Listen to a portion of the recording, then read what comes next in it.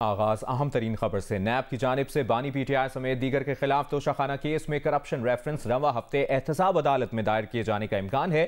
दी news के editor investigation Ansar Abbasi की खबर के मुताबिक नैब ने बानी पीटीआई के खिलाफ तोशाखाना केस की तहकीकात मुकम्मल कर ली है।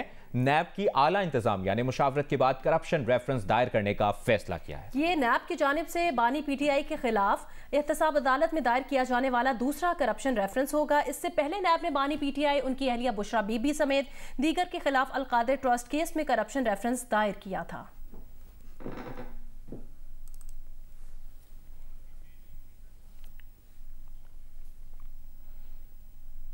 बानी पीटीआई और फवाद चौधरी के खिलाफ तौहीन इलेक्शन कमीशन केस की समाअत आज होगी। इलेक्शन कमीशन का 4 रुकनी बेंच समाअत के लिए अडयाला जेल पहुंच गया है। बानी पीटीआई और फवाद चौधरी के खिलाफ फर्द जुर्म की कार्रवाई का इम्कान है। बानी पीटीआई के वकील शुएब शाहीन की अदम मौजूदगी पर गुज़श्ता समाअत पर फर्द जुर्म आयद नहीं हुई थी।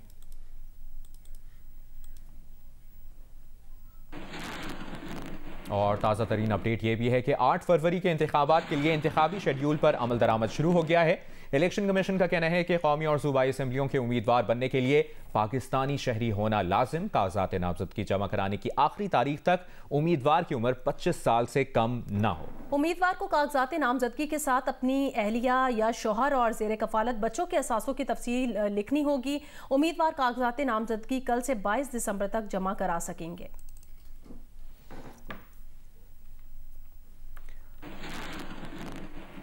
और मुल्क भर की तरह पेशावर में भी आम इंतखाबात के लिए पब्लिक नोटिस जारी किए जाने के बाद उम्मीदवारों का कागजात नामजदगी वसूल करने का अमल शुरू हो गया है। तफसील बता रही हैं नादिया सुबूही।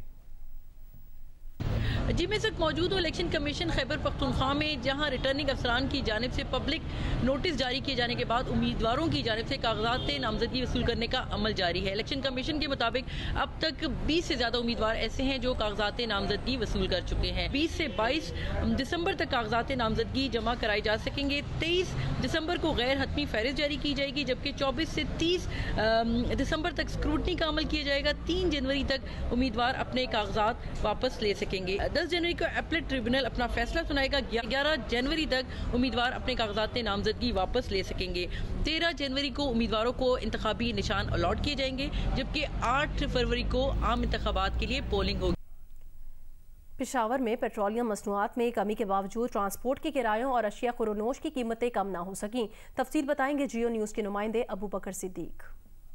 जी, पेट्रोलियम मसनूआत की कीमतों में 3 माह के दौरान तकरीबन 60 रुपये से ज़्यादा की कमी आई है, लेकिन कमी नहीं आई तो ट्रांसपोर्ट के किरायों में और अशिया खुर्दनोश की कीमतों में 3 माह के दौरान जो बैनुल अज़लाई ट्रांसपोर्ट है तो उसके किरायों में तकरीबन 100 रुपये तक का इजाफा हुआ है, जबकि बैनुल सूबाई किरायों में जो है 200 रुपये तक का इजाफा हुआ है, जबकि लोकल जो ट्रांसपोर्ट है उसके किरायों में 50 रुपये तक का इजाफा हुआ है। शहरों ने मुतालबा किया है कि हुकूमत जो है वो प्रॉपर चेक एंड बैलेंस रखे ताकि उनको ज़्यादा से ज़्यादा रिलीफ मिल सके। इस हवाले से हमारी जिला इंतजामिया से भी बात हुई तो उनके मुताबिक कल से वो कार्रवाइयों का आगाज करेंगे। अगर तो ज्यादा किराया वसूल किया जा रहा है या किसी फूड आइटम की ज्यादा कीमत ली जा रही है तो वो इसके खिलाफ कार्रवाई करेंगे। लाहौर में पेट्रोलियम मसनूआत में कमी के बाद ट्रांसपोर्टर्स ने किरायों में 30 से 100 रुपए कमी कर दी है। इसकी तफसील बता रही हैं उम्मे फरवा। पेट्रोलियम मसनूआत में कमी के बाद से लाहौर से दूसरे शहरों को जाने वाली जो ट्रांसपोर्ट है उनके किरायों में आज कमी देखने में आ रही है। 30 रुपए से लेकर 100 रुपए तक कमी की गई है। अगर लाहौर से गुजरांवाला जा रहे हैं तो मुख्तलिफ कंपनियों ने 30 रुपए की कमी कर दी है। इसी तरह से अगर हम दूसरे शहरों के हवाले से, पिंडी के हवाले से बात करें तो 1780 रुपए अगर किराया लिया जा रहा था तो अब 1600 के करीब किराया जो है वो कम कर दिया गया। तो ये इस वक्त ट्रांसपोर्ट के हवाले से सूरत हाल है। जिला इंतजामिया जो है वो भी ट्रांसपोर्टर्स के खिलाफ एक्शन लेती हुई दिखाई दे रही है। एक दिन के अंदर जो है 64 के करीब ट्रांसपोर्टर्स को जुर्माने आयद किए गए हैं और इसके साथ साथ 31 गाड़ियां जो है वो बंद कर दी गई हैं। इसके अलावा एक जो सर्विस ट्रांसपोर्ट थी उन्होंने किराया चूंकि लगाया नहीं हुआ था और जायद किराया भी वसूल कर रहे थे, उनकी भी गाड़ियां जो है वो बंद कर दी गई हैं और इसके साथ साथ उनको नोटिस जो है वो भी जारी किए गए हैं। तो ये ट्रांसपोर्ट के हवाले से सूरत हाल है।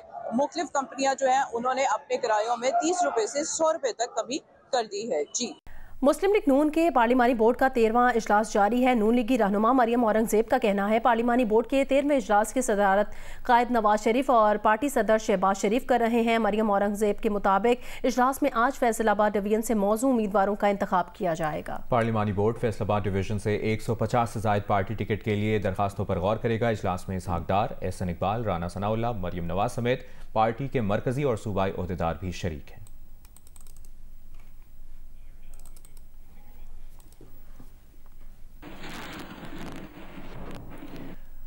उस्मान डार की वालिदा ने इल्ज़ाम आयद किया है कि ख्वाजा आसिफ ने उनके घर पर हमला कराया है। कागजात जमा कराने का सुनकर 20 लोग उनके घर भेजे गए, उन्हें ज़दकोब किया गया। आपको दिखाते हैं कि उस्मान डार की वालिदा ने क्या इल्ज़ाम आयद किया है।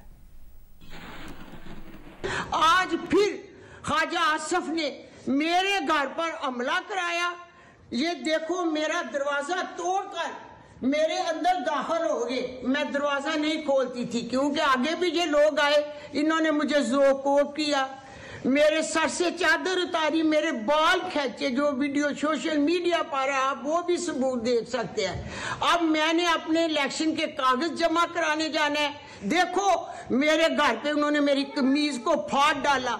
जो कुछ इन्होंने किया, मेरी आपसे अपील है कि ये क्या हो रहा है, पूछिए इन लोगों से। ये हमारा पाकिस्तान है। ख्वाजा आसिफ, मेरा चैलेंज है कि मेरे घर को पडोसर से भी ढेर लगा दो और मैदान में आओ।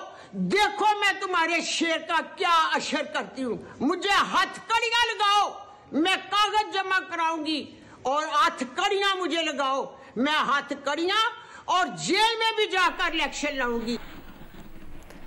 ख्वाजा आसिफ ने उस्मान डार की वालदा के इल्जामात की तरदीद की है। रहनुमा नून लीग का कहना है ऐसी इंतकामी सियासत से उनका कोई ताल्लुक नहीं है। उन्होंने हमेशा अपने सियासी मुखालिफिन और उनके खानदान का एहतराम किया है। इसी तमाम तर मामले पर बात करेंगे। नुमाइंदा जियो न्यूज़ उमर एजाज ने हमें ज्वाइन किया है। उमर, क्या है ये मामला? हाँ जी बिल्कुल, रात को तकरीबन 3 बजे करीब पुलिस ने रेड की उस्मान डार के घर पर। हमारी जो पुलिस हुकाम से बात हुई है, पुलिस ने ये मौका इख्तियार किया है कि थाना कोतवाली में रेड किया है, क्योंकि उस्मान डार उनके भाई जो उमर डार हैं वो 9 मई के वाकयात में अभी तक इश्तहारी मुल्ज़मान हैं। उन मुकदमात की गिरफ्तारी के लिए इन इश्तहारी मुल्ज़मान के घर जो है वो रेड किया गया है। मजीद मौक़िफ़ पुलिस ने अभी नहीं दिया। पुलिस का ये कहना है कुछ देर बाद हम तमाम तफसीलात जो है वो पब्लिक के सामने रखेंगे कि ये जो इल्जामात लगाए जा रहे हैं तशद्दुद के, इस हवाले से बताया जाएगा। दूसरी जानिब हमारी जो मुस्लिम लीग नून के रहनुमा ख्वाजा आसिफ से बात हुई, उनका ये कहना है कि ये सियासी मुखालिफिन मेरे खिलाफ दरख्वास्तबाजी करते रहे और मैं इन्हीं की दरख्वास्तों पर 6 माह कैद काट कर जो है वो सुरखरू हुआ। मेरी ये सियासत का तर्ज अमल नहीं है। जबकि उस्मान डार उनकी वालदा आज 2 बजे मीडिया से गुफ्तगू करेंगे कचहरी चौक पर, जो हमें कुछ देर पहले इत्तलात मौसूल हुई हैं। उस्मान डार की वालदा का कहना है कि वो कागजात नामजदगी का ऐलान उन्होंने किया, उसके बाद ये जो है सियासी मुखालफी ने मेरे खिलाफ ये जो है रेड करवाई या हमला करवाया। जी उमर एजाज, आपने अपडेट किया, शुक्रिया।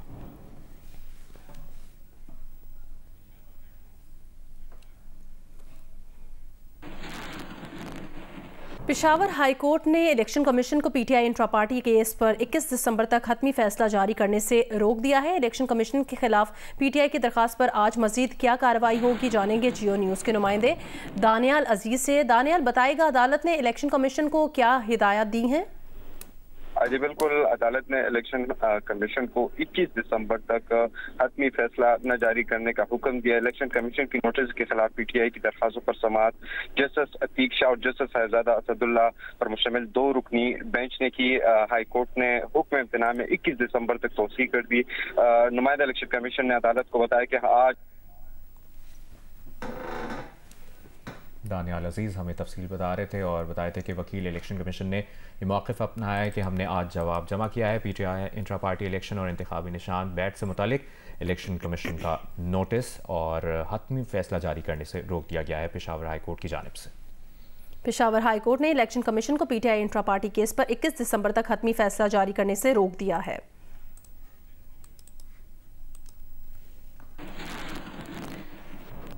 और अहम अपडेट ये भी है कि सुप्रीम कोर्ट ने हल्का बंदियों के खिलाफ केसेस को आम इंतखाबात के बाद सुनने का फैसला किया है। सुप्रीम कोर्ट ने बलूचिस्तान हाई कोर्ट का हल्का बंदियों से मुतालिक फैसला मुअत्तल कर दिया है। बलोचिस्तान हाई कोर्ट ने हल्का बंदियों से मुतालिक दरखास्तों पर दलाइल सुनने के बाद हुक्म इम्तना जारी किया था। सुप्रीम कोर्ट के मुताबिक हुक्मनामे से तमाम दरखास्त गुजारों की अपीलों पर असर नहीं पड़ेगा। आम इंतखाबात के बाद हल्का बंदियों से मुतालिक अपीलें दोबारा सुनेंगे। इंतखाबात में किसी सूरत ताखीर कबूल नहीं करेंगे।